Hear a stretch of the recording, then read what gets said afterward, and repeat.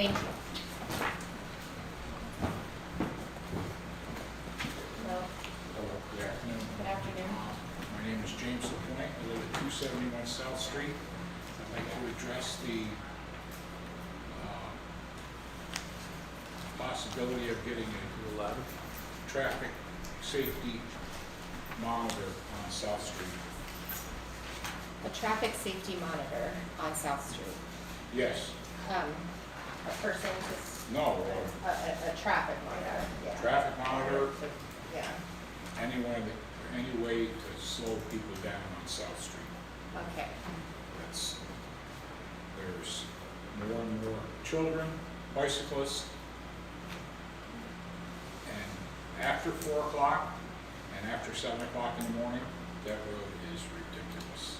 So one of the things that says this is your speed as you're Yeah. going by, that kind of thing. Okay. Or more patrols. Well, that's not out of the realm of possibility. More patrols, but More patrols. in fact, that would be great. Okay. Am I correct in understanding that the recent speed feedback trailers that the city now owns, that one of them is capable of issuing tickets? That's fantastic. I want to confirm that that thing actually exists. I heard, Not currently. Is it physically capable of doing it? I'm not sure if that's a question, but we don't issue traffic tickets from that thing. That it has to go through a whole process with the city to get okay, in place. Our speed monitoring cameras. It does track speed. It does have video. It does have an LPR or a license plate reader on it, but we do not issue tickets off of that. But it is capable of doing that if the right laws are in place that allow us to do that. so what we found is that the speed feedback signs, the trailers that say, Yes, slow down, you're going too fast, and flash your speed, are pretty effective while they're there. while we're there, yeah. Chief Dunn, would you please ask our patrol units to pay closer attention to Yes. that area? Yep, I'll put a roll call item in for patrols to monitor it. Great. And then in addition to that, we can put in a request. Right now it's on 9th Street, and then there's another request that's gonna go to Bush next. The next in line from that can be south. In any particular area, I mean, I know you run the whole length, but We're on the corner of South and We're West almost at Beacon. the end. Okay. so- And from like 7, 8 o'clock in the morning, Beacon. it's like Yeah. zoom, zoom, and then between 4 and 6, so the work crowd coming and going. crazy. Yeah. Coming down. After that 4 hill. o'clock, Yeah, it's awful. Well, I'm seeing a trend because it's night, Right. Bush, Yeah. south, and heading it's, to the park. yeah, we're all right in the same Yes. Yeah. yes. vicinity. So that gives us good reason to be over there. There's a lot Great, of for kids sure. there. Oh, yeah. And they go flying. And how- Thank you. Thank you for bringing this Yeah, to our sure. attention. Thank you. Yeah.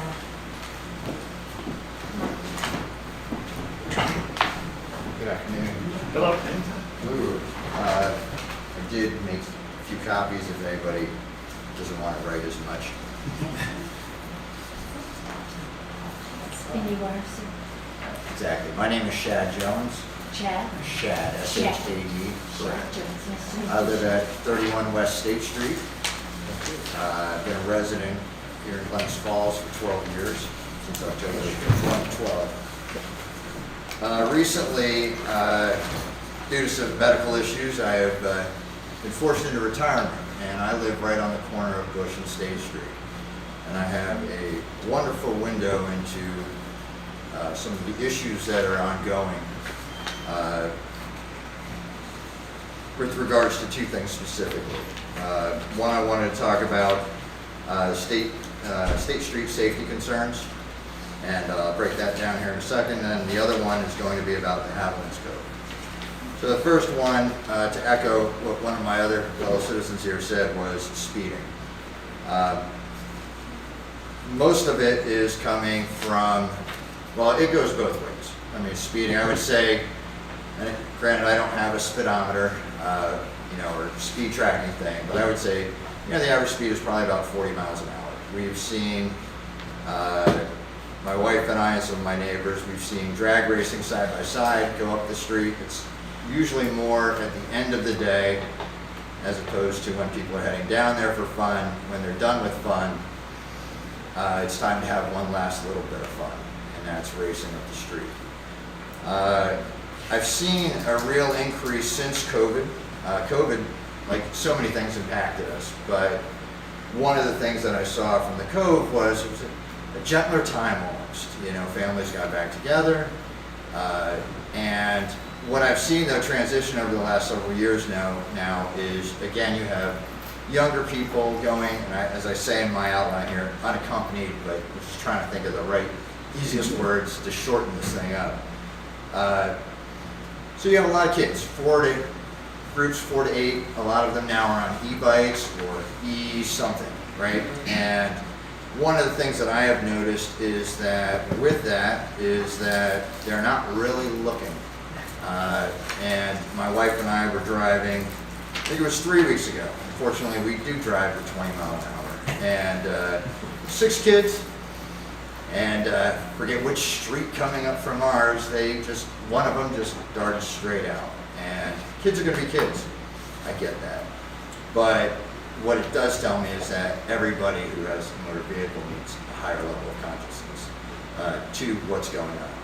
So, as I've broken down some of these things here, pedestrian, I'll go to the plan, or part B, pedestrian, bicycle traffic safety, school's out. Most of you know, everything is going to change, you know, and yesterday we had, for example, it was a great day down there. I go down there every day. I have a golden retriever. We spend 2-3 hours down there every day. It's amazing time. And what I noticed was there was probably about 150 people down there. I see a lot of traffic during the day or during the weekdays. It's usually about 100 pedestrians. I can't tell you how many are kids, but I have a couple cameras up now, so I guess if you ever were curious, we could look at them. And then up to 200 people on the weekends. I already covered the electronically ridden vehicles, and then we also have a lot of dog walker traffic. When you have groups of kids, 4 to 8, they tend to spread out in the road, so less paying attention and creating, people are already maybe a little worked up. Another issue. So, some of the solutions that I had thought of, but again, just a concerned citizen, you guys are the experts on this, but the traffic calming speed bumps, kind of like over by the YMCA, it's not like a rigid, hard speed bump, I don't know, but, supposedly they work to keep you at about that 20 miles an hour, so maybe that's an option. Stop signs, I don't know. I'm split on that, because I believe in the free flow of traffic, and especially as a resident down there, what I don't want to have to do is stop at every intersection. Clearly posted speed limit signs. Now that I can say that's a super easy fix, in the sense that I don't think we have to reallocate some resources. We can just move them. One of them, I believe, is up at the top of the street. And a lot of times it's covered by overgrown foliage. And then the other one is actually down by mine by the corner of Bush and State. Let's see. Then the other thing, like road paint, etc. So, and then for me, the balance is about safe speeds without creating obstacles that motivate circumvention. Meaning, we put the stop signs in or whatever it is, do they shoot now down Tremont or to bypass it, because people will go the path of least resistance. So that's one of my concerns about adding a ton of stop signs is people just go a different direction. They don't change their habits. So the second thing I wanted to cover then was Haviland's Cove. I understand from the beginning that it's been a carry in, carry out, and that is great for about 70% of the people there. They carry in, they carry out. There's a select few. And I'll remove the number 70% because I don't really know. That's just my gut feeling. But there's a select group there that, because there's never been any repercussions, is they leave their trash. And when I say trash, I brought over a bag. Today I went down to the Cove on my own volition and I bagged up all the garbage. About 40 pounds of garbage there, and that was just from yesterday. With that being said, I want to give a shout out to the DPW worker, William. And this guy has been fantastic. I met him last summer. He goes around above and beyond. He picks up all the trash that he sees. So he's done a fantastic job. He's super friendly and welcoming to everybody. So I did want to give a shout out to him. The other thing I have on there is the drug needles. Now, I haven't found any this year, but last year I found 2, and I know another person found one. And they were over by the pavilion. That's a great concern. We have kids playing softball over there. We have kids just having fun and going to the water and stuff like that. One of my neighbors down the road, they have a little girl who's about 11 years old. They also have a Golden. And we were playing with the Goldens. The parents and I were playing with the Goldens out in the field. The young lady was down in the water behind the pavilion there. What a trooper. She comes out, she just walks over and goes, "Dad, I think I need a Band-Aid." Well, a Band-Aid was an 1.5-inch laceration on her big toe. Fortunately, my wife's an RN. I just zoomed back up to the house quick, grabbed my wife. We patched her up quick, and then we got her over to the emergency room. But these kind of things happen. Just a broken glass. Things that are unnecessary that can have a real impact on a family's day, and possibly worse. Another one is dirty diapers. Wait, I think we know who it is, but they're not smart enough to take their trash out with them, but they are smart enough to not do it when other people are around. And there's a group of us old guys that are there almost every day, and we have traditionally made it a point to try and pick things up as we can, take care of the area. But those diapers, it's just, I don't know. The other one I put on there is use prophylactics. Now that one kind of got to me. My dog being a dog, found somebody came up to me like, "What do you got in your mouth?" And I didn't want to know what was on either side of that prophylactic. And the fact that I had to touch it and dispose of it, just wrong. That ain't right. Other things, the grills. I don't know what the policy is in place for cleaning of them, but I can tell you that they're never really cleaned. And people should take, after themselves and stuff like that. But then they shove trash and everything else in there and they burn it. So, moving on, dog poop. This is a pet peeve of mine because I'm a dog owner and I pick up my dog's poop and it gives all of us a bad name. So I even go around and I pick up other people's poop. But anyways, it is what it is. Next thing, fishing hooks, lines, containers. I've been blessed with having to pick 2 fishing hooks out of my Golden Retriever's paws this spring. All right. Destroy picnic tables. DPW would know far more than I would, but on how many they're having to buy each year. But I've seen it many times where they just end up in fire pits or burned along the riverfront because people cut them up. They can't get any dead wood in the woods, so why not use a picnic table? Also, last year we had that homeless camping in between the pavilion and the beach. Thank you, Glens Police, for rectifying that situation in a timely manner. And hopefully it doesn't come back this year. Next one that I really want to cover, and this is something where, because I've been here the last 1.5 years sitting at home, is I put drug traffic at night, but that's my best guess. And I'll tell you why I say that is I see BMWs, Mercedes, Audis, the 100,000 plus class, driven by young people with Connecticut, New Jersey, etc. plates. They're only down there visiting at 1 o'clock in the morning for 10 to 20 minutes. So not a detective, but you can probably do the math yourself and figure out that we've got an issue there. So here's some of my solutions. Trash cans around the park. I don't know. I know it's been a big no-go. More dog waste stations, strategically placed, and I think, near the playground area, because people walk, from the parking lot and the loop there, then over to the tennis courts and out, so maybe one there as opposed to just at the entrance exit. Maybe a camera device to capture traffic going in and out after 10 o'clock at night. So if something does happen, if a crime does happen, or we can at least trend, so it's not just some concerned resident, but you have some real data to back that up.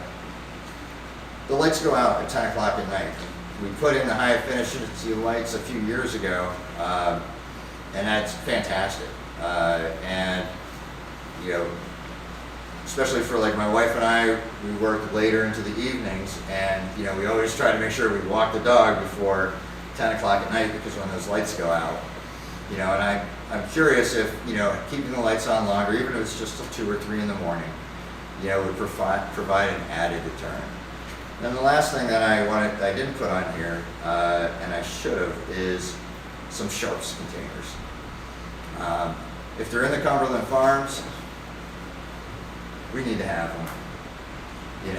And if nothing else, then residents like ourselves, when we find one, is we then can do something about it. So I did want to say one last thing, because I've never been to one of these meetings before, and I did want to say to the police is that I've had interactions with you guys a few times. You guys have always been the most courteous, respectful, and professional, no matter who I've dealt with. And that's across the board, and that's just me personally. For example, last week I called down, I saw a bike that had been spray painted over, sitting right there at the lifeguard stand. I called, I said, I think this might be stolen. Cop came down 20 minutes later, talked to William, who happened to be there. He said, we'll get rid of it. William threw it on the back of his truck, problem solved, issue out the door.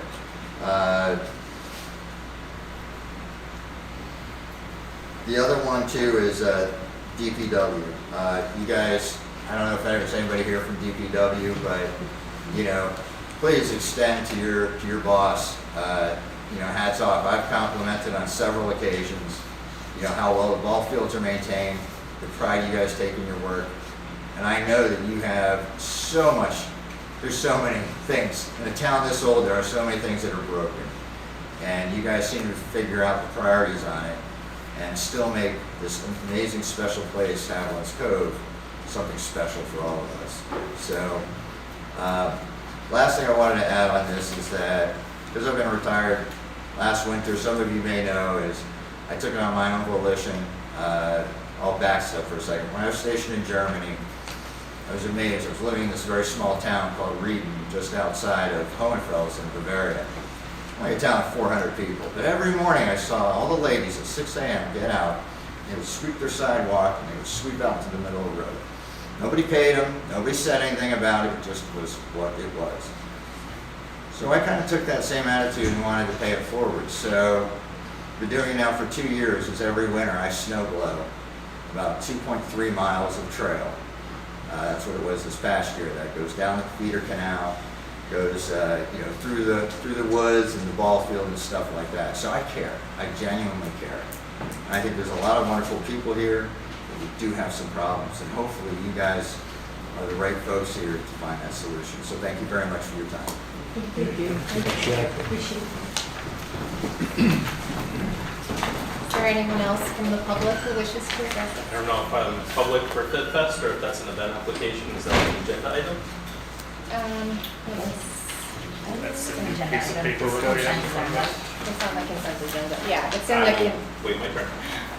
Thank you. well, if there's something you'd like to say about it before we vote on it, you're welcome to come up now during public comment. We're not gonna take them one by one necessarily. That's okay. I just came prepared to Okay. present and answer In case questions, people so- have questions. All right. Absolutely. Okay. So there's no further, oh. go ahead.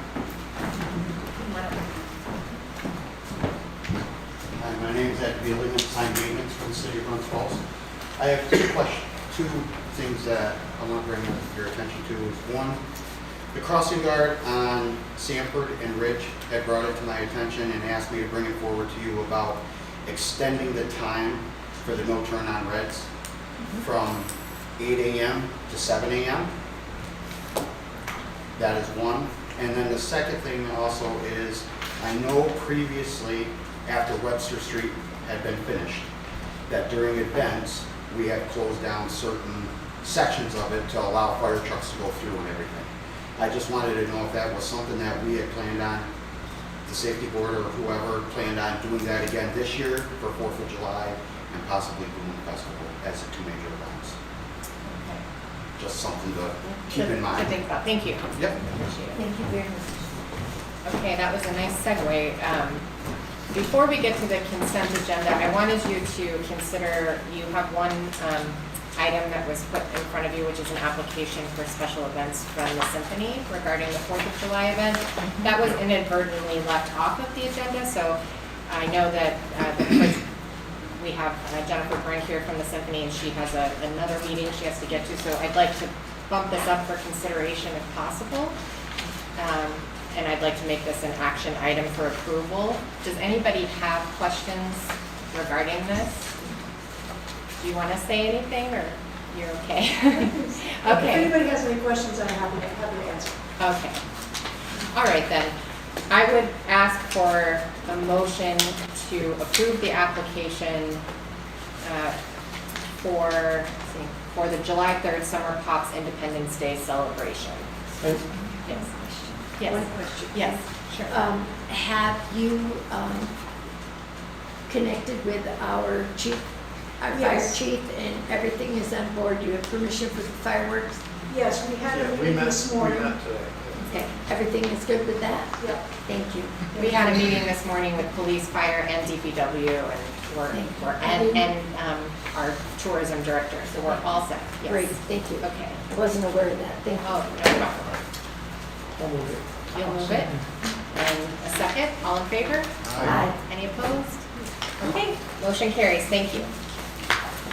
Now we will go to our regular consent agenda. Is there any item that you would like to pull from the agenda? I'd like to pull the minutes for a minor correction, and I'd still like to pull 3-2 the Randall Street block party for discussion. Okay. For the minutes, do you want to share with us? Yeah, the there's correction? in the police department recap, there's an exchange between Chief Diamond and I, and the recap refers to Chief Smith, which is fine. But it was more the content, where Chief Diamond had shared some communications with the school board and Officer Norton out there regarding some observations about how the new treatment on Grand Street was working fairly well, and that maybe that was something to consider on Quaid. And my response is documented in the minutes was that we weren't really thinking about Quaid, which was not true. There was all sorts of things for Quaid on the table. We just had not been thinking about that particular treatment, and it made it almost appear as though I was contradicting the chief's experiences when I was trying to be supportive of it and say, yes, this thing might actually work if you were to try the same thing. So you'd like to amend the minutes to reflect that? Emily, do you have that? Yeah. Okay. That's all I have. That's good, yes. Okay. So I guess I will do that separately then. So instead of accepting the minutes, we'll accept the amended minutes as noted by Commissioner Frankenfeld of the May 13th, 2026 Board of Public Safety meeting. Would you like to move that? I'll move that. That's- Okay, all in favor? Aye. Any opposed? Okay, the amended minutes are approved. And then you wanted to pull 3.2. Yeah, that is the Crandall Street block party, which I have no issue with whatsoever. I saw in the documentation, it looks like we were barricading the Crandall Coolidge intersection and the Crandall Lincoln intersection. I want to remind everybody that there's an alley going right into the middle of where that proposed block party would be from both directions. I live on that alley. I've seen people drive on that alley as residents faster than they do on the street. I would recommend that we communicate to DPW that as they're providing barricades to the street, that they also get that alley closed off on both sides. Okay. Never knew.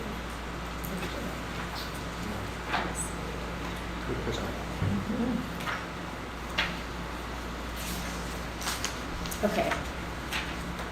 Looks like you're writing this down, right? Yeah. Okay. So with that noted, are you comfortable Yeah, moving forward with absolutely. this? Okay. Is there anything else anyone wants to pull from the consent agenda? I don't understand 3.3, which has things, everything blacked out. Okay, Yeah, I was wondering about that. okay. Do you know anything about why that's blocked out? Well, I think Steve only sent them a redacted version, Oh, and okay. I don't think anybody has an unredacted version. Okay. Oh, I see. Yeah, I was curious as to why some of them have redactions and some of them don't. We post publicly the redacted versions to avoid putting all the people's personal information, but you normally get the regular ones, so I think unfortunately you accidentally got the redacted. This has everything redacted. And yet, of course, there was a note from the person asking for it that has all that information, it's otherwise redacted. Okay, And the application wasn't sent. okay, Other than that, it's great. okay. Yeah. I cannot answer why the staff member did it that way. I apologize. They're not here. We have options, I guess. We could table it. What's the date on this? Let's see. July 4th. Coming right up. Oh, geez. Might not be taken on that. Yeah. I understood the barricading scheme. Uh-huh. That seemed good with the counter to the person looked at it long enough. But, oh, there's an entire block that can Yeah. tour around that. Yeah. So I had no issue with the content or Okay. the traffic approach, I guess. if you would. Okay. Would you like me to give your feedback to the person who put this in our packet so that we have a better product for you next time, or do you feel uncomfortable approving it with the redacted information? We have nothing signed. We have absolutely nothing. This is a delay. Okay. Approved. Okay. Well, the person did send a letter, didn't they? Right, they sent a lot. Elaine Brooks. She gave us all of her information. What's on that? Yeah, the diagram. I'm happy with the diagram, explaining what's going on. I don't think I need a lot of words to fill it in. I think we had the administrative breakdown. Yeah. So I don't know if she should be punished for our administrative breakdown. Right. I appreciate that. I would request that if you don't have a problem with the plan and the diagram, that we consider approving it, and that I will give direction to the people who are taking the applications. If that's not okay, your option is to not approve it. We won't be meeting again before her request is the problem. I think you need to take her pen away from her. It's getting out of hand, but that's okay. I Is think there- we should just accept it. Okay. Okay. I would do that. If that's okay, well, I'll just leave it in the consent agenda, because it doesn't need to be altered. I'll just make sure to note your concerns and pass those Yes. on. Okay? Okay. All right. In the future. Okay. So, anything else anyone has a question on or wants to pull? Okay, then, we've already addressed 3.1 and, yeah, we've already addressed 3.1, so the rest of them, 3.2 on, can I have a motion to approve? Also, I'll second. All in favor? Aye. Any opposed? Okay, we are approved. The next item are new business, and we go to discussion on parking at 145 Maple Street. Thank you. You are approved, thank you. I didn't know the numbers. Oh. Appreciate your time. Okay, thank you. In your packet, there's backup on this item on page 44. I don't see anyone here to speak on that item. So, does anybody have you had a chance to review the backup information in the packet? I've been out to the site and Okay. looked at it, and I've tried to wrap my head around what the source of Uh-huh. the issue is. The individual, the petitioner, if we will, has driveways on either side of his Mhm. structure, his unit. his next door neighbor does not have any driveways at their unit, and they have been parking their cars on the median strip between the sidewalk and the street. Ideally, when I saw they were on the sidewalk. And it appears as though 145 Maple seems envious of next door Maple and that they can do it and 145 can't, even though it's signed for no parking. So I'm not sure what's generating a basis for a code modification based on that. I drove down there both directions to see what it looked like. And I don't see a problem with parking there. It's not that much activity on the street. It's wide enough. The notion behind the no parking was to establish a requisite lane width. If you see some of the backup documentation, you'll find my name on the memo. Our organization sponsored the study on behalf of the city to come up with that design solution as being something that was more accommodating to bicyclists, having gone through some alternatives analysis and realizing that space didn't exist to establish dedicated bike lanes without elimination of parking on both sides. This was the compromise that was identified. So that was the basis for the alternate parking prohibition. It's on one side and then it hops over to the other, and the signing and the pavement stenciling. So that's why it's there. I'm not sure why it needs to come out. How long ago was that?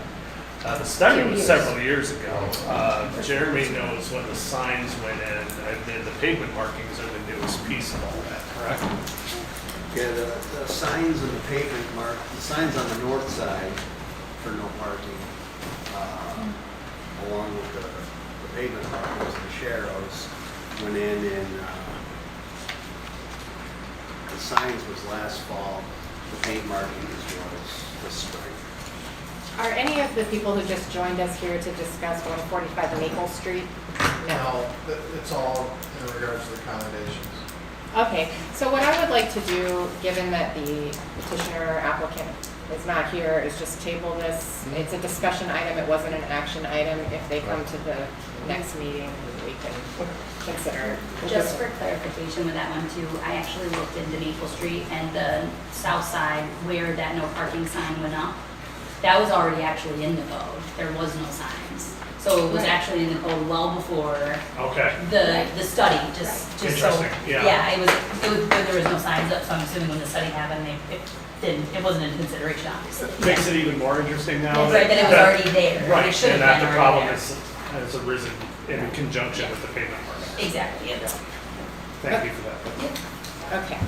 The next item is to discuss a possible pedestrian plan for Elm Street at South Street. And there's a map on page 46.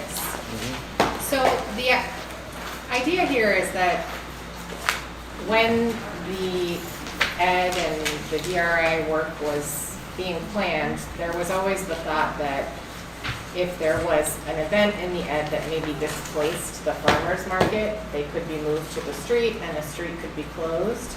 And that was the street that was identified for occasional closure. At this point, that street has been closed due to construction for a very long time, and a lot of people have gotten used to having to go around it, deal with that. The city's working on a streetscaping treatment to that street right now, where there'll be some decorative painting, things like that. We're going to sell some bricks so that if a family wanted to, buy a brick that said, for example, the Palmer family or the children of so-and-so, you could do that and put it in. All of that is in the future, but as we're considering this street, we wanted to get your take on how do you feel about it being closed to pedestrians occasionally? How do you feel about it being closed to pedestrians permanently as a pedestrian street? We also wanted to get input from stakeholders and from police, fire, and DPW. We've spoken with all three of those departments. It doesn't sound like anybody has any opposition to it. The fire department had some requests for certain things that would need to happen to make that okay. Jeff Flagg has been reaching out to all of the businesses that surround it. The only person so far that has expressed concerns is the New Way lunch people. They don't like the idea of it being closed. Everyone else has been fine with it, so I just wanted to broach it. No decision is being made, we're just broaching it for discussion. I would be okay with it being closed on occasion, Okay, but not permanently. I agree. do you have safety concerns about it being? No, I just think the businesses and the flow of traffic have suffered enough with what's been going on with renovating South Street, and I hate to take away an entire street. And, I like the observation that we've got a pretty active laboratory in what the traffic impacts of this thing was going to be, because as Mayor Palmer states, that link has been offline for a considerable amount of time. So any resulting mobility calamity that could happen because we closed a link in the arterial system is pretty non-evident at this point. There's been some adaptation. To that point, though, I'm not sure that I disagree that we need to take the link offline all the time if there's not a specific event-driven need for it.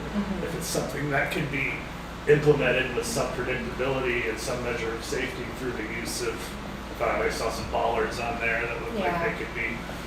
They're ballers that, they are flush with the ground with a cap on them, and then if we close the street, they get pulled up and they're steel and nobody can get through. So that was already the plan that was established before, but we hadn't talked about it at this committee, and I wanted to see how you felt about it, so, yeah.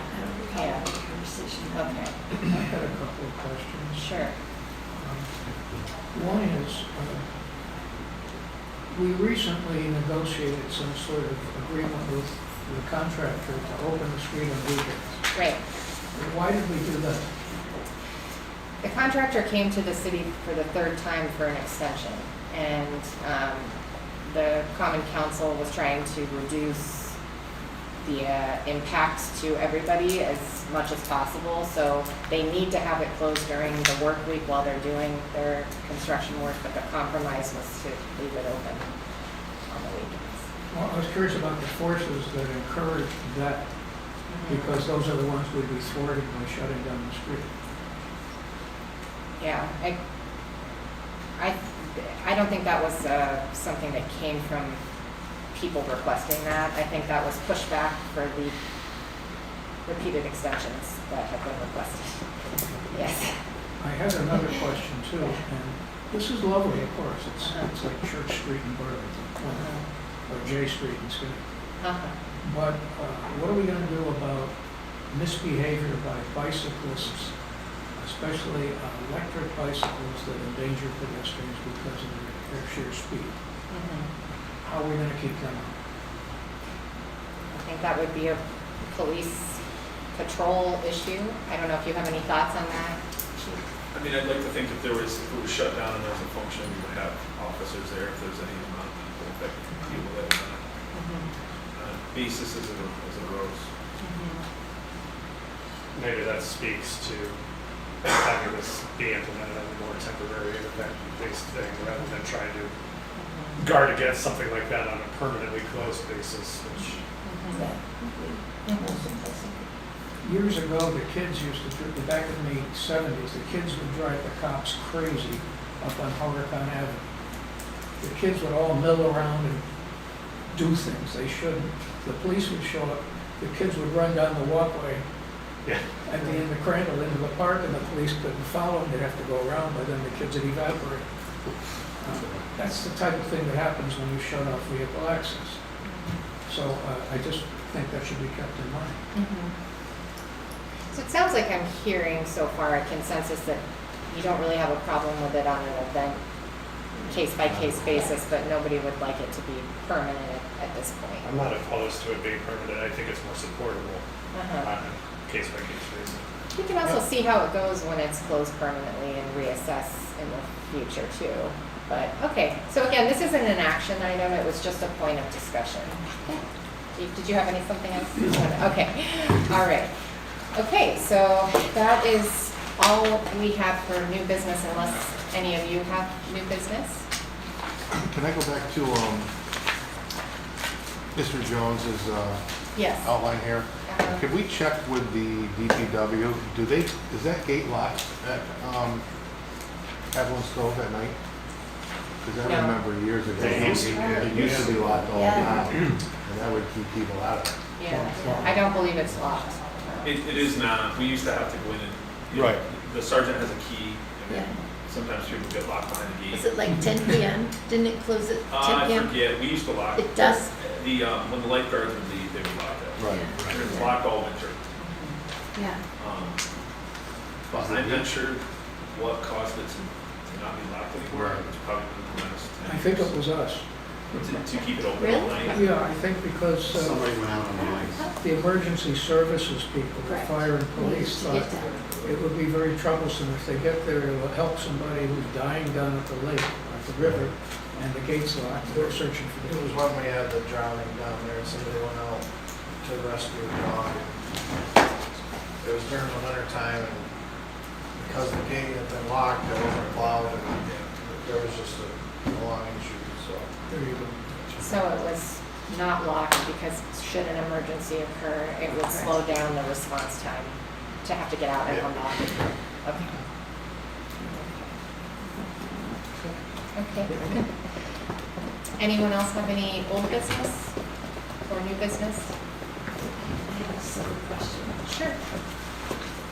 Would it be a problem to supply the fire department with a key for there? If, you know, yes, I understand somebody's gonna have to get out and unlock that gate and let them in, but still, it's quicker than what somebody from DPW coming down to unlock it. Well, I'm not sure, did you, I didn't. Commissioner Alden saying, could we supply you with a key? But I don't know if that was the issue. We had a You key, had a so key, that's, yeah. that specific incident, what happened was, it was just closed for the winter. The gate was closed, and, correct me if I'm wrong, but I don't think they plowed, right? That was No. the They main couldn't, issue. they couldn't get it plowed. They couldn't open the gate. So the decision was made by someone to leave it open so that if something happens down there, they can plow ahead and we can get down there. No, we plow it every time it snows, we plow it so that way. Because it's open. Correct, because it's open, so that way they have access. So I don't think the issue was that they didn't have a key. Yeah. Okay. Okay.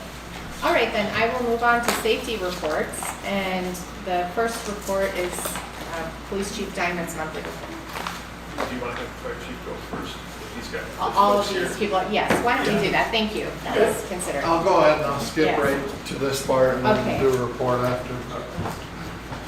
You guys want to come up here?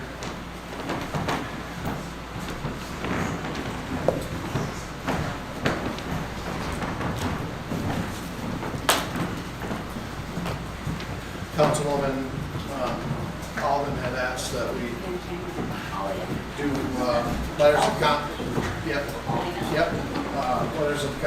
letters of commendation for the firefighters and crew that were on for Mickey Guy's accident. Don't come to my house. PD also has issued theirs to Sergeant Neal and Officer Pratt as well. They have theirs already, correct?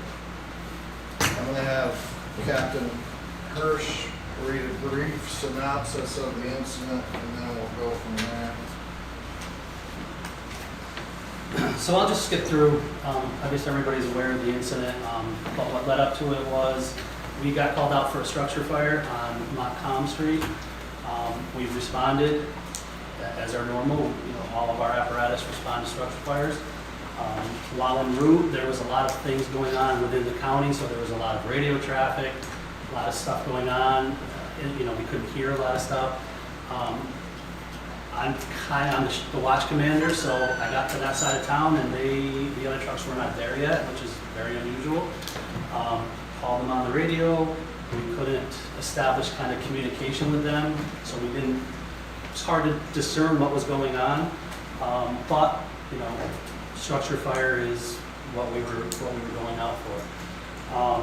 When we got there, you know, I make an initial report and still trying to establish contact with the other side of town crew from Broad Street. Again, communication is a little spotty. What I didn't know is that they were very busy at the time because the event had already occurred. Finally, I hear a transmission from firefighter Sullivan stating that they're not responding. You know, I've been doing this a very long time, and when you hear their voices, you know with inflection and things that maybe things aren't going right, which I kind of understood. I checked, the structure fire wasn't a structure fire, it was another issue. I then, directed my guys that were on the Montcalm Street scene to stay there. The incident needed further mitigation, which was clear. I turned it over to one of my guys, which they handled it. They stayed and they handled it, even though they knew something was going on. At that time, I typically ride in the fire truck. I don't ride in a separate vehicle, so Officer Pratt from the police department took me over to the scene, which was very helpful. I, prior to that, sent Sergeant Neal over to see if he could figure out what was going on because we couldn't figure it out. Again, super helpful. When I got to the scene over there, firefighter Guy obviously had suffered severe injuries. I wasn't sure why. She was still out of the ambulance with firefighter Sullivan and firefighter Sims, giving life safety measures to her. I went over to assist them. We then loaded her in the ambulance and took her to the hospital. It was a day. It was something unique that I hopefully never have to experience again. And every one of my guys did a great job. To the guys that stayed on the scene, in the firefighter business, everything we do is predicated on, are the other guys coming to help you? And everybody will bend heaven and earth to help the other guy, the other firefighter. Something we talk about frequently that you gladly never experience is, what if something happens to one of our guys, but we're doing a job? That job has to continue to be done. And the guys that stayed at Montcalm, even though they knew that there was a problem with one of our people, they stayed. They professionally handled what had to be done, and I couldn't ask for more. I can't imagine, what they were thinking, trying to stay and have to finish that while knowing what was going on across town. So that was, those are choices that they made that were outstanding. I'll save the last part. I'm going to give Captain Hirsch's letter of commendation. I'll read it. On Thursday, April 9th, your assigned crew was dispatched to a reported structure fire. While en route to the call, a tragic accident occurred involving a member of your on-duty crew, responding from the Broad Street Fire Station, causing severe personal injury to this member. This accident not only severely limited your manpower response to the initial incident, but it also added a great deal of stress to the potentially serious situation you already had, knowing that one of your members was in harm's way. The leadership you commanded during the entire process was extraordinary. You managed manpower precisely to not only ensure the initial emergency was mitigated, but to make sure you were at your member's side as quickly as possible. The decision-making you employed from this point regarding the treatment, care, and transport of your injured firefighter were consummate, focused, and selfless, ensuring the best possible outcome. Professionalism you displayed reflects positively on you, the fire department, the city of Glens Falls. Our city is what it is today because of employees like you. You have demonstrated the unparalleled level of service that our community has come to expect. This letter serves to commend you for your part that you played in this incident.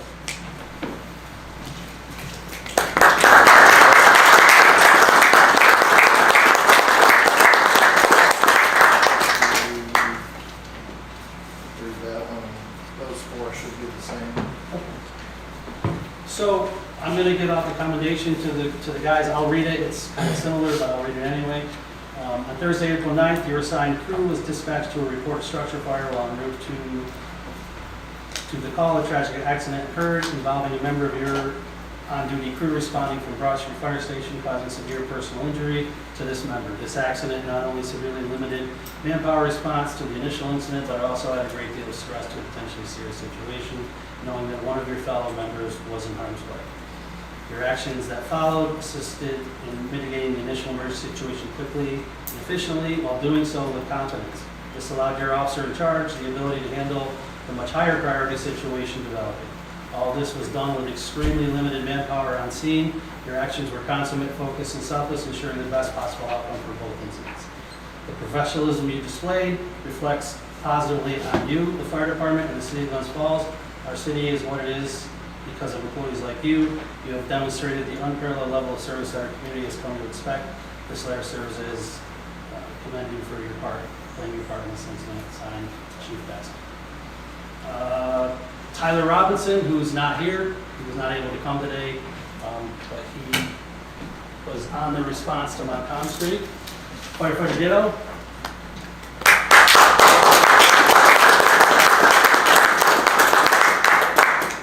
Firefighter Tuda.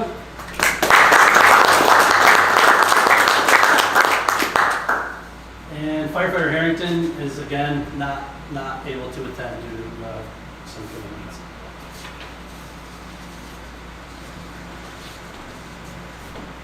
I'll just leave that middle section. What's that? Yep. Okay.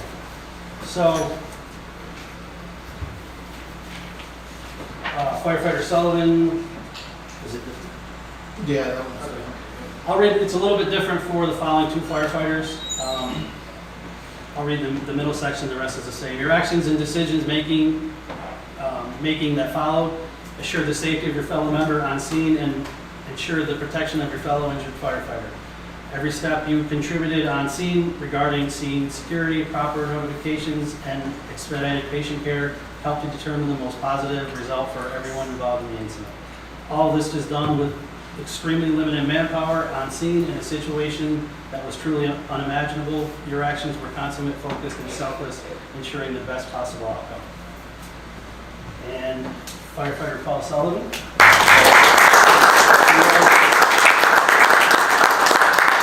He became the senior guy that day as Mickey was the acting lieutenant, so he kind of took control of what was going on there. So I applaud that. It was a great help to me personally. Firefighter Sims.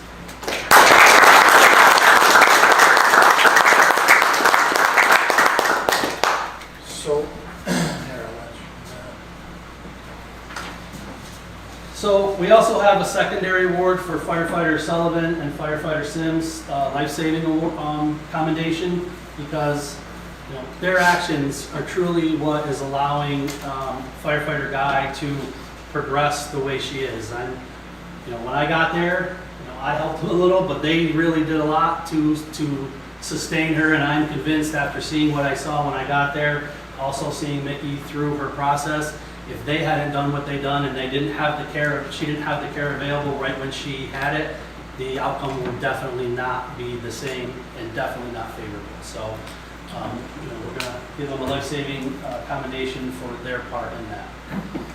I'll read that. I'll read this.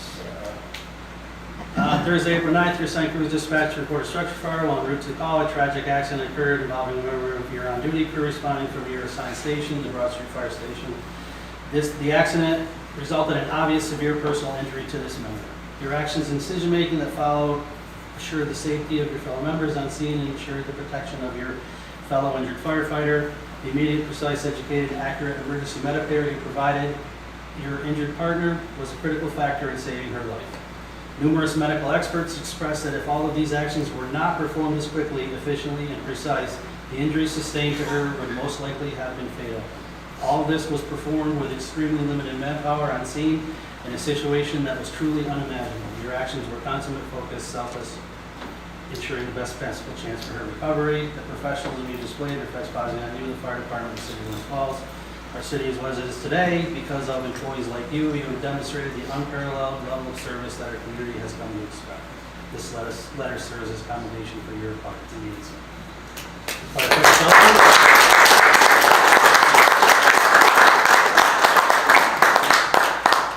For firefighter Sim's part in this.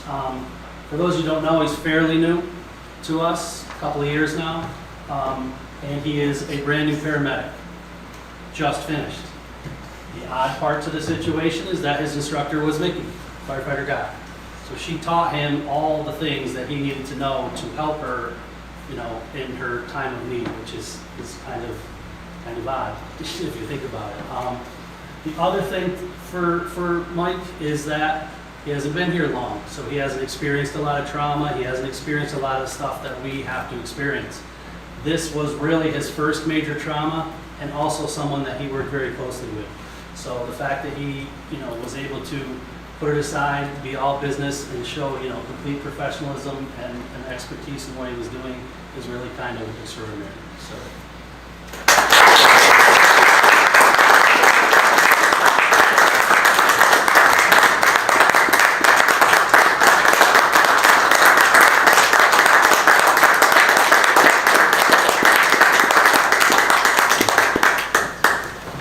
We do have life-saving medals that are coming in for firefighters and firefighter Sullivan as well.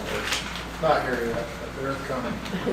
I will say one more thing to the police department. It's a testament to how our city functions. We work hand in hand with the police department, them with us and us with them. And I couldn't have handled what went on without their assistance, especially the Sergeant Dale and Officer Pratt. But every officer from you know, the chief officers down were outstanding, and you know, I just like to give a shout out to them. We couldn't have done this without them, and I wouldn't want to. So, Chief.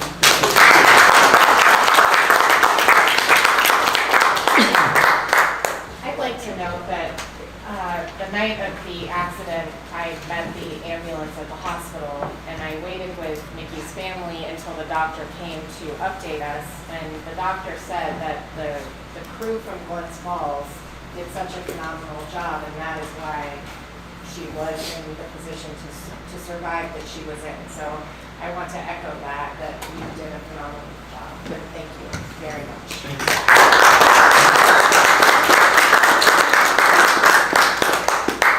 Firefighter Guy is expected to be released from Sunnyview Rehab Friday, the 12th, this Friday, to home, where she's still has a long road ahead of her, but she's walking, talking, and she's getting released from rehab this Friday. So,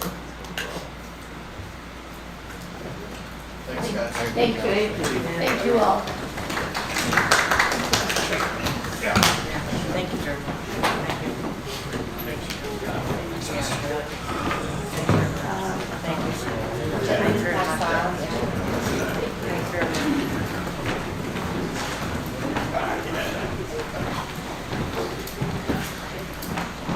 All right.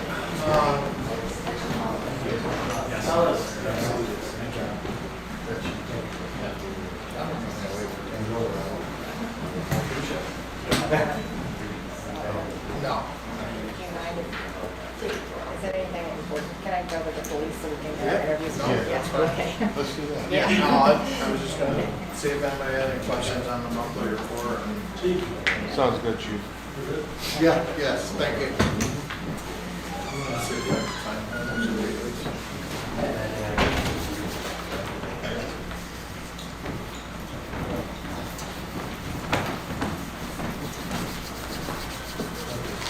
Does anyone have any further questions on the fire chief's monthly report? No. Okay. No, no. Is there a motion to approve the fire chief's monthly report? All in favor? Aye. Any opposed? Motion carries. Now we will go to Police Chief Diamond's monthly report.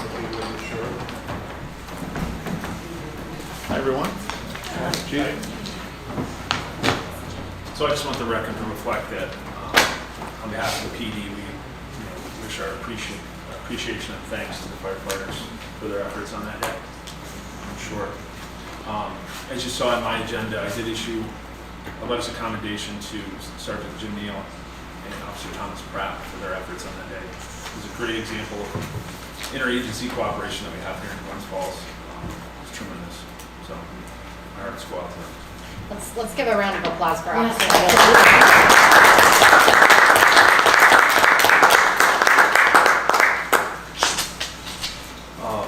So now to some new business. The hiring status, currently we have 3 vacancies we're looking to fill. The academy does start July 2nd, so we're actively seeking candidates for that. I'm meeting with civil service with some assistance from personnel and the mayor to try to fill those vacancies as soon as possible. So as of May 29th, I did take over as provisional chief. Chief Smith is officially off the books in retirement status. Well, I'm not clapping. Congratulations. Officially happy and healthy retirement. In addition to Sergeant Neal and Officer Pratt's letters of commendation from the incident involving firefighter Guy, I did also issue one to Police Officer Alex Dobb for an incident that occurred on February 14th, where he was able to apply a tourniquet to assist with stabilizing a patient who had a laceration to their arm. So it was a tremendous effort from him as well. In addition to that, we just completed our range training here in the city. All members have been certified and trained with that. In addition to that, we also have the second half of the day consists of reality-based training, which is pretty much as real as it gets. Officers are run through scenarios with simulations and things of that nature, and it was just a tremendous success. So it gets the officers thinking in real life situations. Some are based on real incidents throughout, and so it was a good week last week for that. In addition to that, we did roll out a citizens online reporting system. It's connected to our department Facebook page and website, where for certain qualifying incidents, people throughout Glens Falls can report incidents to the police department. There are instances where people require a report, but may not necessarily need the response of the police officer. So when a report gets filed, it gets sent to the email of the on-duty sergeant for review. If it's a situation that requires response, officers will handle it like they normally would. If it's something they just want documented, it stays in that system. So it kind of allows us to control calls that are non-emergencies to be handled at times that are taking our officers away from the busy times of day. So, any questions? Thank you. Thank you. Thank you. Is there a motion to approve I Chief approve. Dennett? Second, all in favor? Aye. Any opposed? Okay, that is approved. May I ask one question? Oh, sure. Forgive me. That's I okay. missed- I missed old business, and I didn't ask about the bathroom situation there. Okay. Here. Okay. Well, I did reach out to CVTA and they're going to install a keypad on the door, which will have a code. The police department can, the drivers will have the code and the police department can give it to whoever is, whoever needs it. And if we need to change it from time to time, we can do that. And I think that was a good temporary compromise. So that's where we are. Yeah. So they'll be able to come downstairs and not have the key. Yep, that way we don't have to have an officer leave duty, come back and unlock the door. Yeah. Thank you. Good compromise. Yes, yes, Great. and it was a good suggestion also to talk with CDTA, thank you. Yeah. And they were receptive, so that Awesome. was good. Awesome. All right. With that, I would like to ask for a motion to go into executive session. What? There's the other addendum that we did, that just needs to. Oh, okay. One more addendum. Okay. This is related to the parking, the time-limited parking that we discussed previously. I don't know if you were. I'm not sure that I was parked. If I was, forgive me. You look at spending the time. Does anyone have questions about the parking time limits? This is just merely codifying the changes that have been implemented historically, because I was trying to look at like street view and things, and line those up with parking prohibition signs, and I had my NASA thing with multiple monitors, and nothing was matching. And that was, That's why we're changing. that's what I think, Yeah. that was the conclusion I came to. We're working in general to make sure that the code is reflective of reality, right? And so what's happened is that sometimes we have removed signs without changing the code, and sometimes we have put signs in without changing the code. So now we're just working to clean that up, and that's what this is. Yeah. So, any other questions? Okay. So do I have a motion to approve? Motion to approve. Second. All in favor? Any opposed? Okay, motion carried. Now I would like to ask for a motion to go into executive session. That motion. We are going to be interviewing firefighters, so I have to read that the purpose is to discuss the appointment, employment, promotion, demotion, discipline, suspension, dismissal, or removal of a particular person or corporation. And I have a first. Is there a second? All in favor? Aye. Any opposed? Okay, we are in executive session.